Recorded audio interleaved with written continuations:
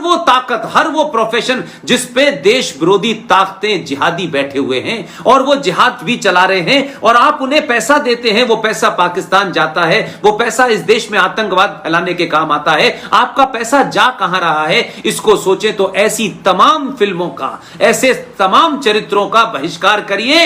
एक बार 6 महीने की मैं अपील करता हूं आपसे। आज कितने संकट हैं देश के सामने, आज कितनी इश्यूज हैं देश के सामने।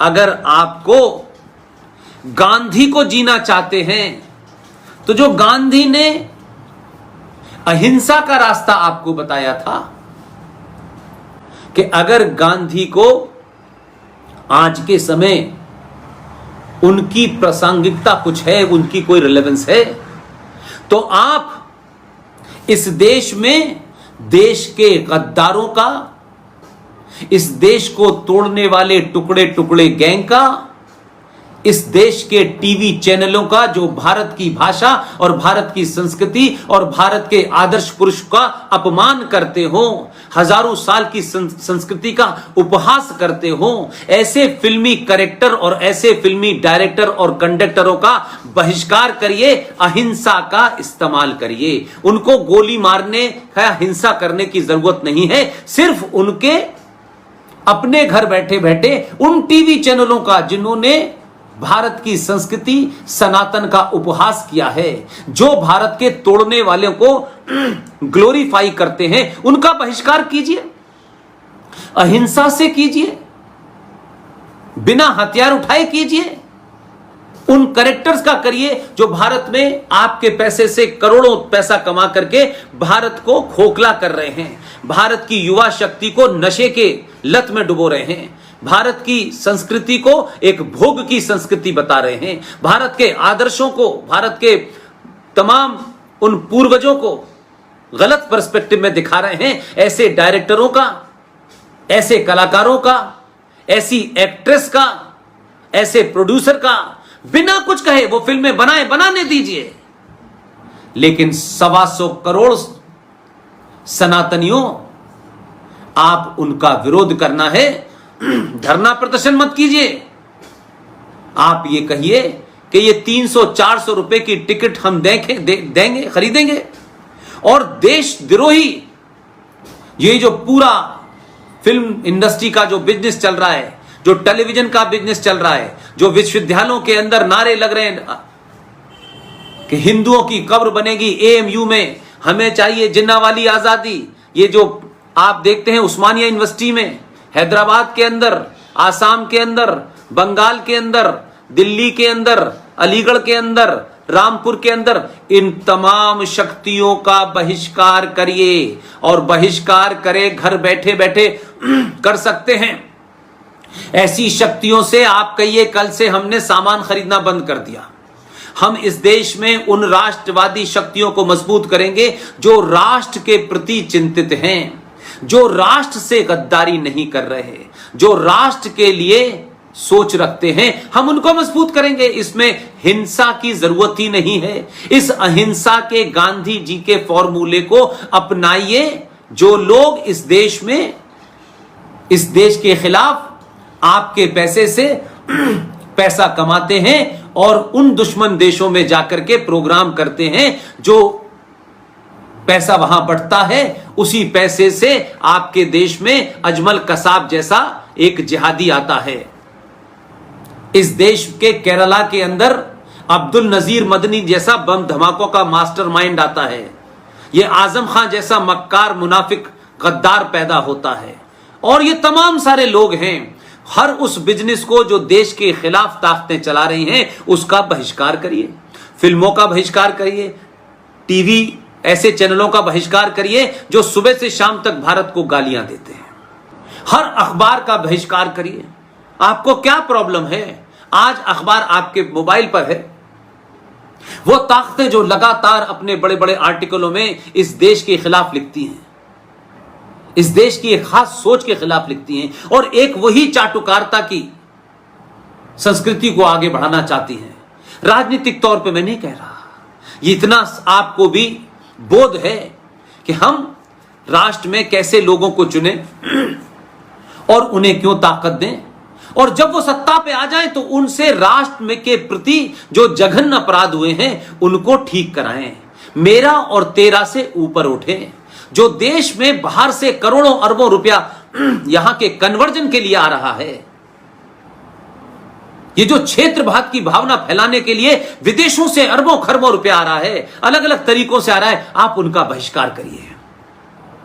आप ऐसे लोगों का भी बहिष्कार करिए जिन्होंने अपना एक संगठन बनाया और चाइना से करोड़ों रुपए की इमदाद ली और भारत के बजट में एक एनजीओ के लिए 100 करोड़ रुपया रखा गया। ये तो मैं समझता हूं कि भारत के सनातनियों को, मुझे लगता है कि कोई भी दुनिया में सुनेगा तो कहेगा इस देश के नागरिक क्या इतने सोए हुए हैं। मई के महीने में राजीव गांधी की हत्या होती है, 1 महीने बाद राजीव गांधी फाउंडेशन बनकर तैयार हो जाता है और राजीव गांधी फाउंडेशन के लिए भारत का जब बजट पेश होता है, फाइनेंस मिनिस्टर बजट पेश कर रहे होते हैं, उस बजट में 100 करोड़ रुपया उस एनजीओ के लिए रखा जाता है और वो एनजीओ चाइना से पैसे लेती है, चाइना के साथ उनकी साठगांठ होती है। भाई किस बजट में किसी एनजीओ, भाई मेरी कोई एनजीओ हो तो मुझे दे दीजिए। हजारों इस देश में राष्ट्रवादी लोग काम कर रहे हैं, मेरी तो कोई एनजीओ है नहीं, हजारों राष्ट्रवादी इस देश में काम कर रहे हैं, उनको दे दीजिए, उनका भी बजट बताइए, सबको दीजिए बजट। फिर इन्हीं को बजट देने की क्या आवश्यकता है? लेकिन हम चुपे बोले नहीं हम लोग। मेरा मानना है कि अब हम न किसी की गलत बात बर्दाश्त करेंगे और कोई हमें एक गाल पे चांटा मारने की धमकी देगा तो हम उसका मुंह ही तोड़ देंगे। यह मैं हिंसा नहीं कह रहा, लेकिन वो दौर चला गया कि मारने वाला थक जाएगा लेकिन पिटने वाले हम नहीं थकेंगे।